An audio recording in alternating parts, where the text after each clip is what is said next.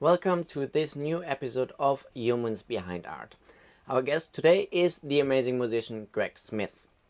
Now, one thing that I quickly want to say before we jump into the interview with him, and that goes out to all of you in front of the screens right now, and that is, if you're an artist yourself and you are living in or around Rotterdam, or maybe you want to move to Rotterdam and are on the search for a space to do your project in, to work in, or do whatever it is that your art consists of, then get in touch with us, as we are still looking for some more partners to join us in our quest to create an interdisciplinary creation and experimentation and just meeting hub for artists in Rotterdam or around Rotterdam. So if you're interested in that or just want to know more about the project in general, then don't hesitate to contact us or leave a comment in the comment section below and we'll get back to you with more information. Probably there will be a link as well to where you can find more info, either in the card up here somewhere or in the video description down below. Just keep your eyes open for that. Now, as the very last thing, before we jump into the interview, a quick thank you goes out to all of our supporters on Patreon, without whom nothing of what we are doing here on this channel would be possible.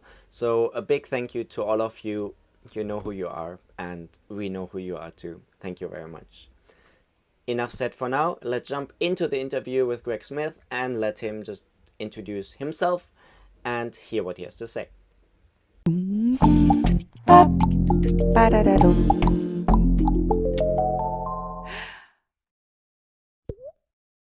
Hi, I'm Greg Smith. I'm a Canadian living in Europe for 20 years. I'm a drummer, composer. What else should I talk about? I got Well, a you're new a musician album. and you do Yeah, I'm a musician. contemporary jazz mix, No, I do a lot of things. a lot of I'm things. marketing a jazz album, but Uh-huh. I do a lot of different things. I also work, as I was just telling you, Yes. with because I'm a composer, so I started making soundtracks Mm-hmm. for contemporary dance. Actually, when I first Nice. came to Europe, and I've been a beat maker. I've been a musical director for funk and soul groups, for soul singers out of America, Oh, nice. England, and I've been in a free jazz group called Lama that had that made 4 records for Clean Feed, which is a really famous label in Portugal. Okay. So, A lot variety of of things. things. Yeah, exactly. Nice. That's super cool. And I spend half my life in Berlin. Just Yeah. How did you come from Canada to Europe actually? What was the motivation to come here, and then especially Rotterdam and Berlin? What is it about those cities? um, actually, Rotterdam was by accident. I was touring, Okay. and on one of our last tours, the guitarist from the band I was with decided he was going to stay in Berlin. And then I went back to Canada, and then I was talking to him, and I said, "Okay, I think I should come to Berlin." And just at the time that I wanted to come to Berlin, someone offered me a very short job in a dance Mm-hmm. academy in Holland. Okay. It was a Canadian person who had I guess, a Dutch girlfriend or whatever, and he was working here, and he said, "I don't want to go anymore. So, do you want to do it for 3 weeks?" And I said, "Sure." And I'm still here. That's Okay. really Wow. how it happened. So it's an accident. Although it started in a little town called Arnhem, and after a year, I came to Rotterdam. I mean, there's not that much going on in Arnhem, right? I mean, there's Ates in Oh, it's a Arnhem, fine place. I like it. It was and it's a fun. nice city as well. It's too Yeah, it was a very fun year. nice. Now, I mean, we published a single from you through Capta laVie as well. We shared it with our audience called Angels and Insects. Where there is also a music video to it and things. So it was really nice to be able to share that on our channel and bring it to the audience that we have and get it out there and see the reactions. Now I'm curious a little bit from you about to hear a little bit of how this piece came to be and how the music video as well came to be and the Okay. title and things. There's a lot of questions I have. Let's just get All into it and right. see where it No, leads us, I think. there's a little story. So, around 2 years ago, 3 years ago, I started writing music, Mm-hmm. and I knew I was working towards an album, and so I made that all here, actually here in Rotterdam, and then I started going to Berlin a lot, and I knew I needed to make a video, and so actually I recorded in a studio in Berlin the record, Yeah. and at the same time they're also a film company. So I said to the guy, one of the filmers, that I wanted to make a video, and I just had this idea because the tune has got this kind of almost like a TV series kind of vibe, or Uh-huh. A something. little bit, yes. It's compact. It's really right to the point. It's not really jazz, Yeah. and I just saw a chase scene in my mind, Mm. and then somehow I happened on spiders because I think I titled the tune first "Angels and Insects," which is the title of a D.H. Lawrence novel, Okay. and I liked that title, and then I thought, okay, I have a chase scene in my mind, and I have a title about insects, so let's make it about spiders. And Yeah. so the filmer, his dad had um, his dad owned a factory in this industrial terrain in Berlin, and you probably don't think about this when you look at the video, but if you ever look at it again, there's nobody there. I go there with him to film, and you're in Berlin, and you're in Lichtenberg, which is not, it's pretty close to the center, Yeah. and there's nobody there. It's unbelievable. Just every shot he took, there's just It's nobody true. there. And so it really felt like I was in this dystopian, abandoned terrain, which is such a perfect setting. And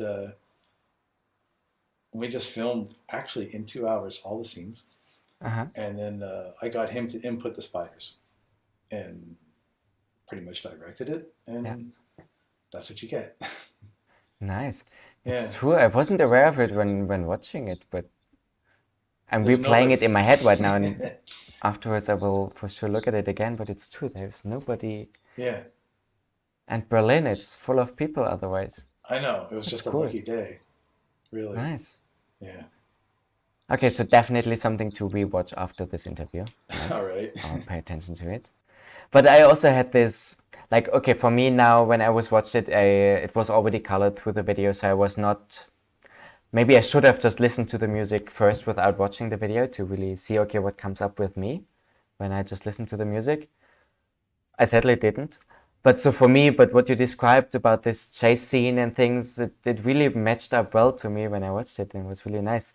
So for that, I was wondering, okay, was that already the intention in the beginning when you wrote the music No, no. or The not? video Or it was just made for came to the video. happen? No, the video was definitely made for the Yeah. song. Sometimes I do have a lot of experience of making music for something else, right? Like dance Hmm. or film or theater or whatever. Yeah. But this definitely was made for the song, so that was cool. Nice. Also, yeah. Yeah. What happens more often for you? Is it more often that you make a music for something, or you make a music and something comes out of it that is No, no, whatever? it's happened more often that I've made music for other people. I've been Okay. working. That's a little Yeah. bit my story also now that I've been working behind the scenes for other people for Mm. years. Very active, composer, performer, Yeah. but in the service of other people. Yeah. And I really got to thinking, like, what is my thing? Because like I work with That so would many have been people, my question and now. you know, Exactly. and there's all this output. I mean, I have like hours and hours and hours of music, but I never put out a Greg Smith record. So Mm. this was the time, like, to go, okay, I've done all this stuff for everybody, and I know that I'm going to get called to do all this kind of stuff anyway in the future, Yeah. but I really need to take a time for myself. And so Yeah. maybe the COVID thing was actually good timing, because it got me off of that. Gives you the time and Like, the space. because you know how it is. When you're busy, and you're just in this flow, and you just can't find any time for yourself. Yeah. I very, very much recognize myself in that with the stuff that I'm working on. Nice. So now that you've recorded the Greg Smith album, what is it that is Greg Smith when you Um, listen back to it as well? I think the album is.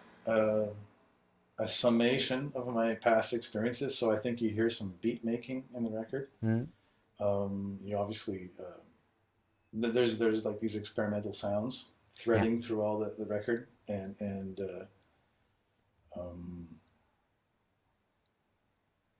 yeah, like they're marketing me as a chameleon-esque kind of person, because they can't just say, oh, he's been a jazz guy for 20 years and that's what he does. And so, you know what I mean? They had to find a different story.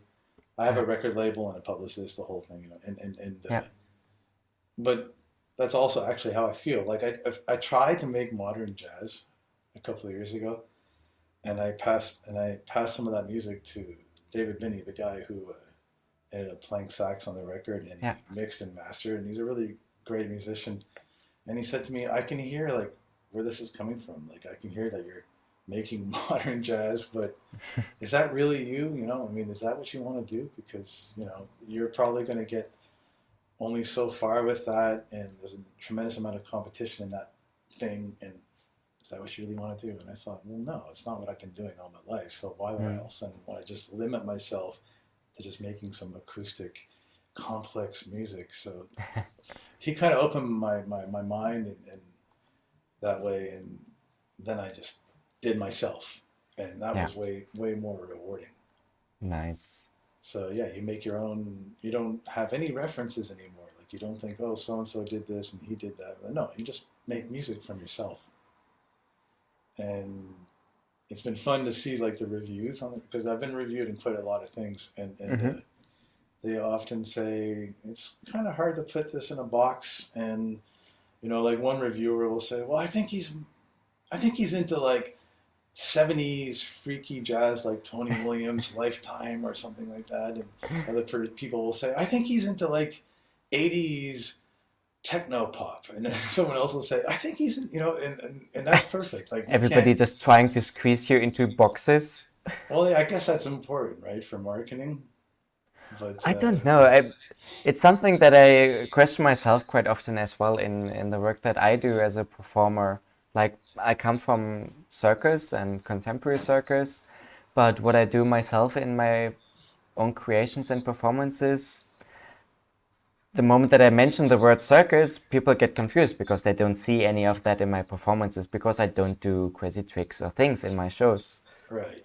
So is it more theater, or is it more dance of the movements? I don't know, and I don't really want to put a label on it either. Hey, we should work together. Yeah, I would love to. Cool. I'm working on a piece actually where we are looking for musicians, not right now, but in the future. So I'll call you back. Please keep me in mind. And like, I just got a new baby.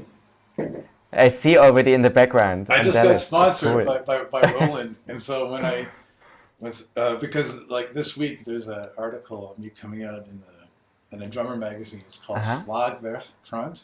Okay. It's going to be like a 3-page story. And so as soon as I knew that once I got interviewed for them, I called up Roland. I said, hey, I'm getting in this drummer magazine. And do you have something for me? yeah, like right away they gave me a sponsorship, and nice. And I got this baby. And this is it's like a sampler, and it's also like you can do so many things with this. Yeah. And so I'm going to use this also in my show. I'm not just playing drums.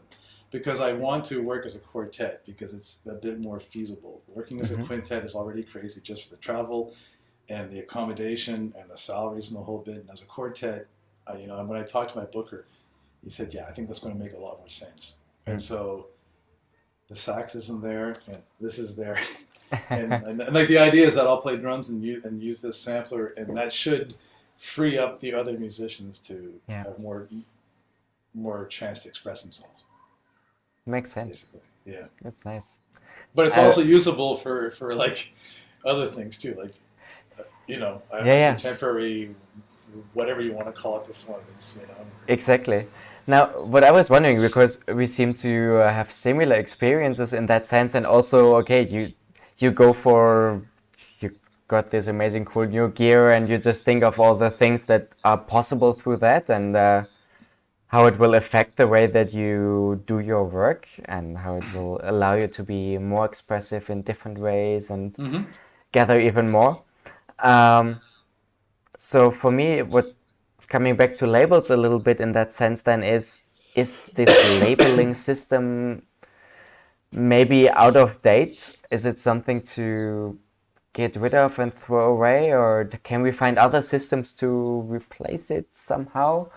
Because I feel that I think people it's already more are. artists that are struggling with this of putting labels, especially in the general contemporary scene, be it dance, circus, music.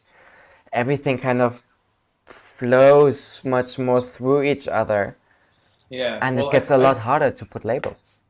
yeah, which is a good thing. And Yes. now they say that a cool band is like maybe two musicians and a video person, like a VJ, Mm. and I don't know, maybe a circus person or whatever. Because I mean, you can perform with that, Yeah. and it can be really exciting. And also, when you look at a lot of new websites of people, sorry, I'm having a horrible. I don't have COVID or anything. Well, I got tested today again. I get Right. tested every day on this festival here. I'm trying not to cough because I have coughing shame because of this whole freaking pandemic. Get some water. Yeah, maybe I should in a second. But no, I just wanted to say that if you look Yeah. at a lot of contemporary websites of new artists, instead Mhm. of giving people a lot to read and, or even making stories or whatever, you sort of just see like a big picture of the artist and a link to merch, and a link to an event and maybe a couple of quotes. Yeah. And that's it. There's no like,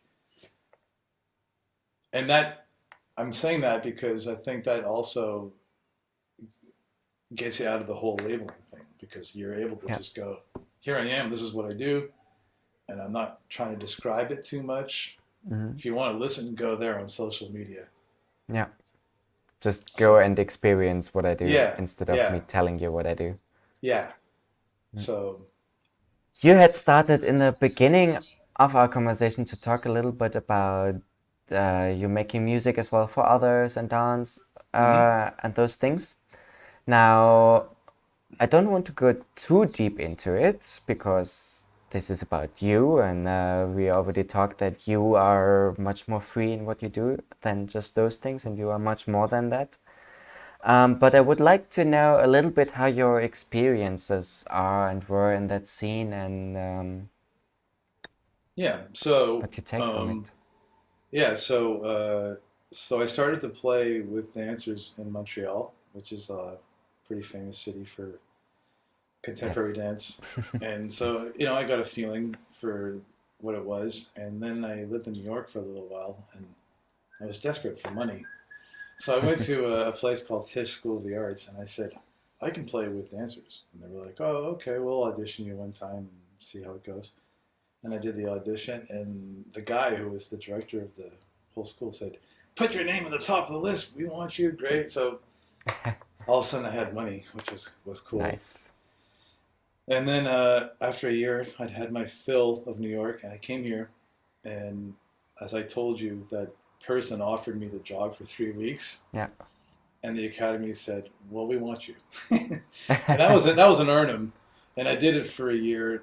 And then someone who was guest teaching in Arnhem said, "We want you in Rotterdam."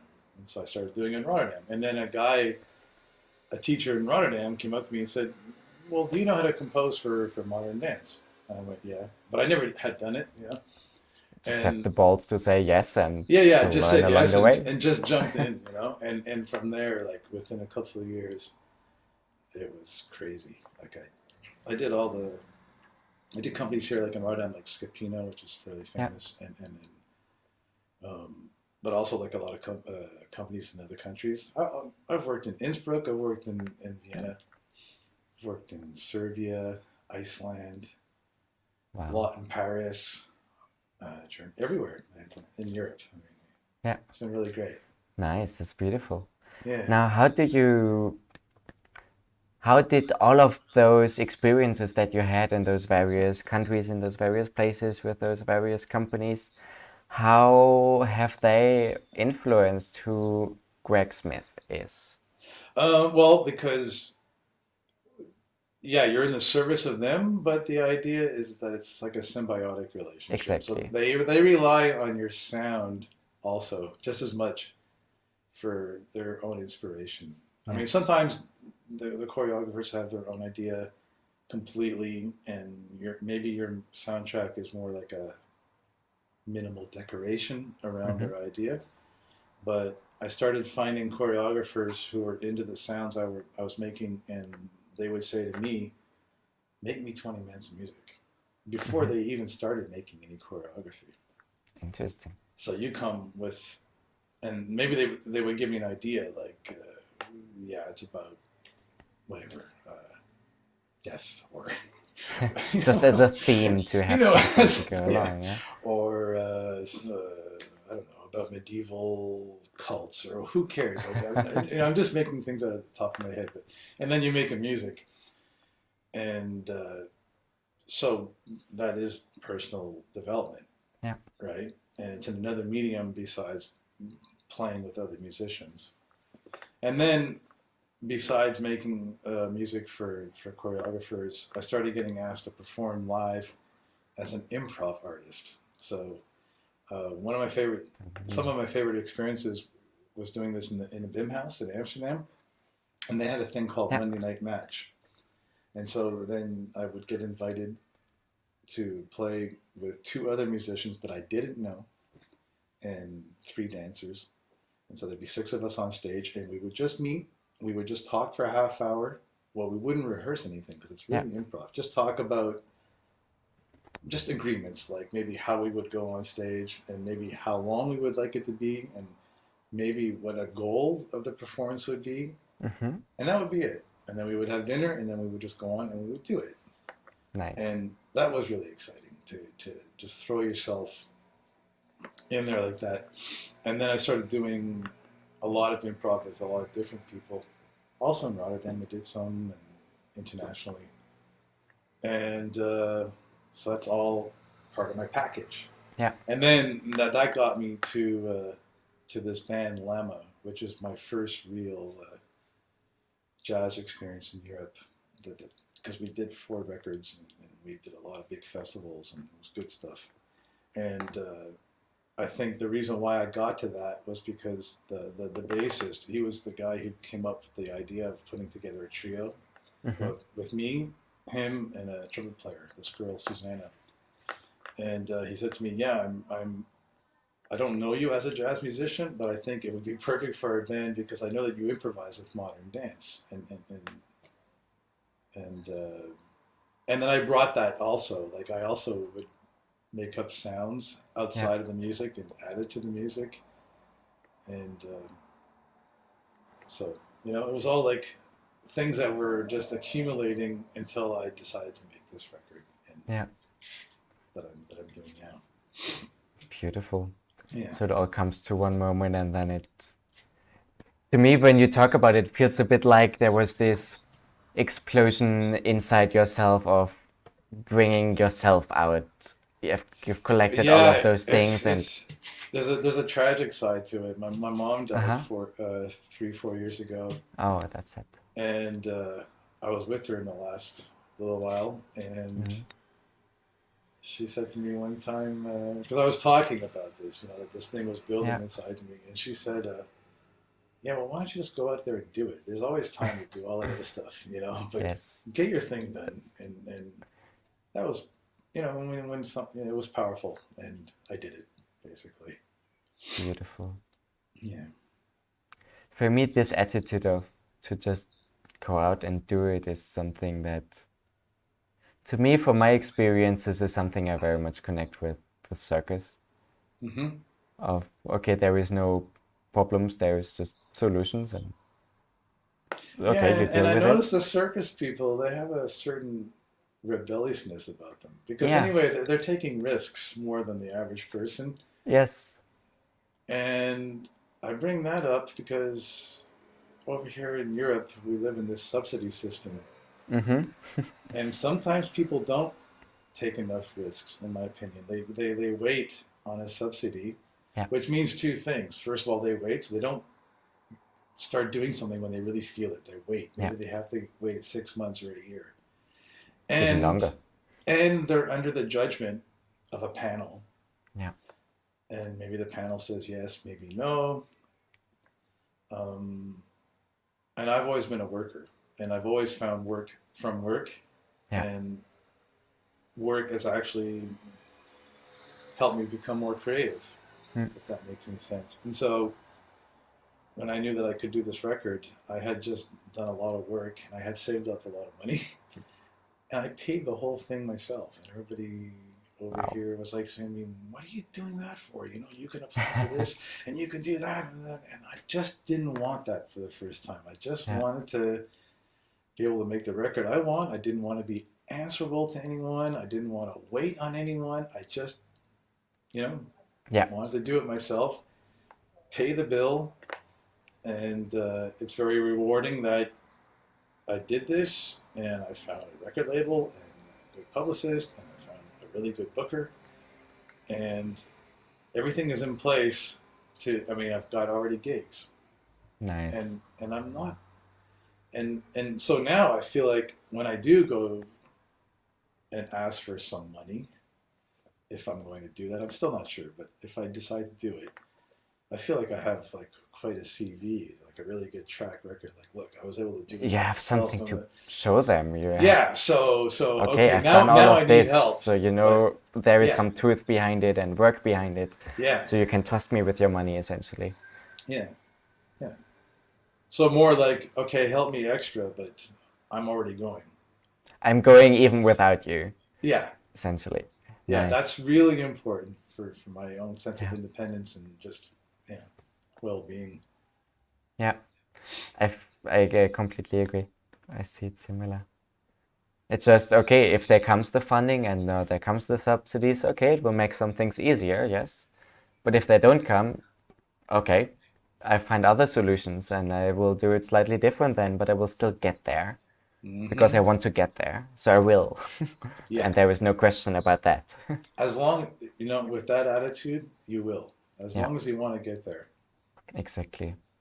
That that connects to something that we are busy at the moment with here at Capta laVie, actually. A few things that you said. Yeah, you guys are kicking ass, Because huh? in Rotterdam here there is a lot of spaces for different kinds of artists to like there's various spaces for musicians and there's painters, and it's a city full of artists of various fields, Hmm.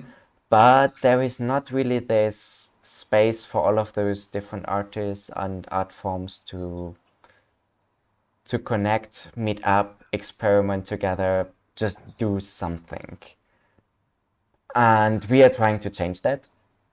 We I really found a appreciate space that. in the south of Rotterdam. Oh, It's a big old industrial building that we are looking to turn into exactly that. wow. Not just for music and painters, but also to include the performing arts and to events similar to at the BIM of what you described earlier. And to just do things there and see what Right, happens out of it. right. And okay, we don't have enough money to finance it ourselves, so okay, well, let's gather some more people and together we can. Right. So we're looking for more people to join in into that project and make something out of it. And there is this goal that you described as well, and we will get there. We don't know how precisely, but we will get there somehow. And there's fundings that we are waiting for, but that would be one But way. But I found. This is another part of the story. uh-huh. Like when I was thinking about putting out my own music and having my own band, it's so funny how karma is. This sax player that I really I love playing with this guy. Yeah. He was on tour, and all of a sudden he writes me from Luxembourg and says, "Hey, I got a couple of concerts canceled, and I have like a few days off, and I'm not sure what to do, but maybe I should come visit you in Rotterdam." And I was like, "Hmm." I'm like, "When are you going to be here?" He's like, "Yeah, I'll be here in 10 days." So I go to some of the established clubs around here, and I say, "Hey, so and so is coming, and we can do a thing. What do you say?" And they all said, 10 days? No, that's too short a time. We can't sell enough tickets. It makes no sense. Blah, blah, blah, blah, blah, blah. Our subsidy system doesn't run that way. And then I went to an art gallery in Rotterdam North, and I said, look, I need a space. I see that you have some kind of alcohol license to sell at least beer and wine. And so, can I have your space? And I'll bring everything, and I'll do Yeah. everything, and I'll charge at the door. And I got 90 people with 1 week of promotion. Just saying on Facebook, hey, I'm going to be playing at this art gallery. Come and check it out. And I charged €10 at the door, and so I got enough money together for one evening. It was almost €1,000 to be able to pay the band something and get my thing off the ground. Nice. And if I would go to just some jazz club around here, they just wouldn't even, first of all, be able to offer me that kind of money. Yeah. And then I would have to wait for 6 months for them to give me a gig. And I got it done in 10 days.